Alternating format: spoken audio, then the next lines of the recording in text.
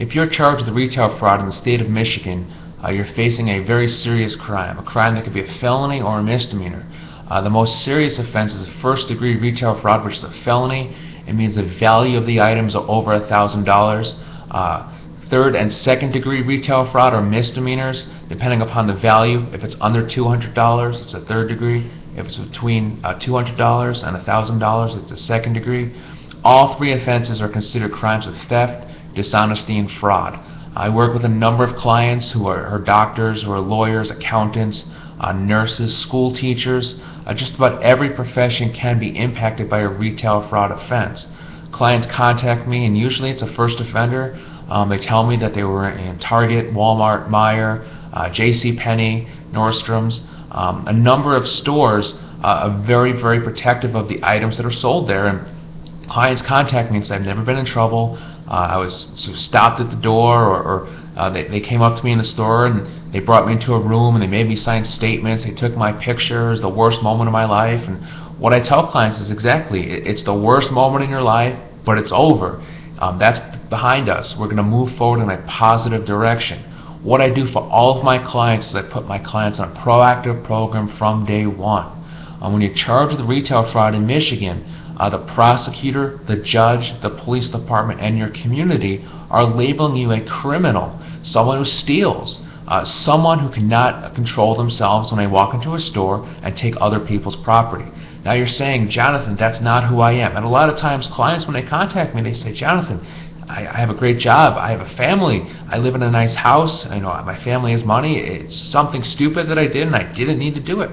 I tell my client, okay.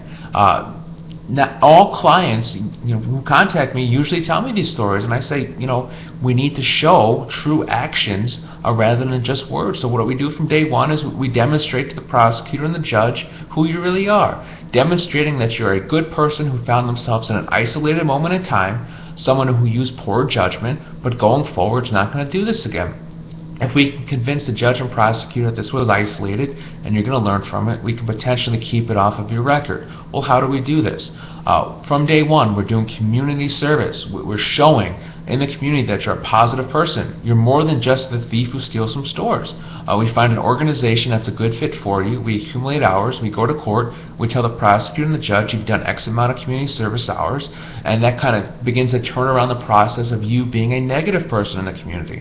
We also do is we add support groups, classes into our program. Allows you to speak to others who have been charged with a similar offense. It's kind of like an AA meeting. It allows us to go in front of a judge and say, Judge, not only did I tell my client about the consequences if this ever happens again, but they actually went out and met people and were told face to face the consequences if this ever happens again.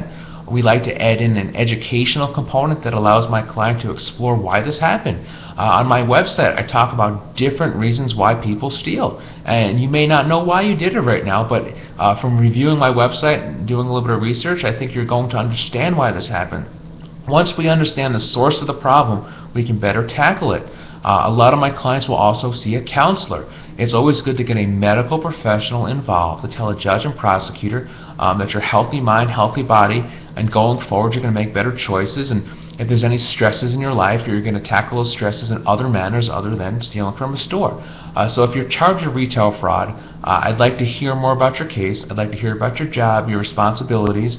We need to plan from day one how we're going to avoid the ultimate consequence of a retail fraud crime, and that's going to jail, losing your job, and having a criminal record. If you're willing to work hard, and I'm very selective in the clients that I take on for retail fraud classes, if you're willing to work hard, I am willing to help you. Looking for motivated clients who are willing to sprint from day one in order to avoid the marathon.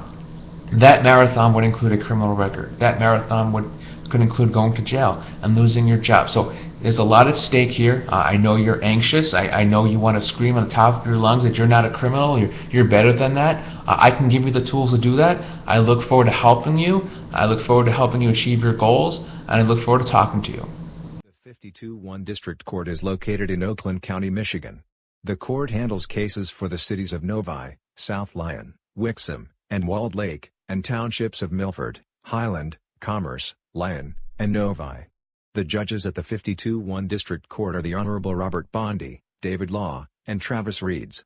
The most common prosecutors at the 52-1 District Court are the Oakland County Prosecutor's Office, the City of Novi, South Lyon, Wixom, Walled Lake, and the Townships of Milford and Commerce. The arrests for this court are made by the Michigan State Police, the Oakland County Sheriff's Department and the various city and township police departments. For this court, some cases will begin with an active warrant for the arrest of the defendant, while other cases will have an arraignment date for the defendant to appear before the court for bond to be set, and the case to begin. With an attorney on your case, it's very likely that this court would allow the arraignment to be waived, and a pre-trial to be set in the future. If the court insists on an active warrant, you would simply arrange to go with your attorney. With the arraignment, and/or the warrant now in the past, it's time to gather every piece of information about your case. This is done with the discovery process, and your attorney works with the prosecutor and police to obtain all evidence. Now that we better understand the strengths and weaknesses of the case, it's time to create leverage, using our out-of-court proactive approach, along with the contents of the case itself. In order to obtain the best result in your case, a decision must be made between resolution with the prosecution, and a strong focus on obtaining the best sentence from the court, or setting the matter for a pre-trial motion, for trial. As a former Oakland County prosecutor, I've been on both sides of every single type of case and every one of the district courts. I worked with the same judges and police department both as a prosecutor, and now as a criminal defense lawyer. In Oakland County, it makes a big difference whether you are charged locally by the city or township, or by the Oakland County Prosecutor's Office. For certain cases and courts, our approach may vary based upon who the prosecutor is on your case. If you or someone in your life is charged with a crime at this court, send me an email, or give me a call. I've written numerous books, and I've been on both sides of the type of case you're charged with, both as a prosecutor and defense lawyer. I spent years as a prosecutor, and I switched to the defense side, because I saw too many good, hard-working folks who are not criminals, but rather good-hearted and responsible people, but in the moment end up on the wrong side of the law. I worked with thousands of defense lawyers that were not humanizing their clients, or giving them an opportunity to change the perception of who they are. Someone charged with a crime should not solely be judged on that one moment in time. I really enjoy helping people turn a negative experience into a moment of growth and opportunity. We cannot change the past, but we do control the present and the future. If you're open to hard work and a second chance, I look forward to helping.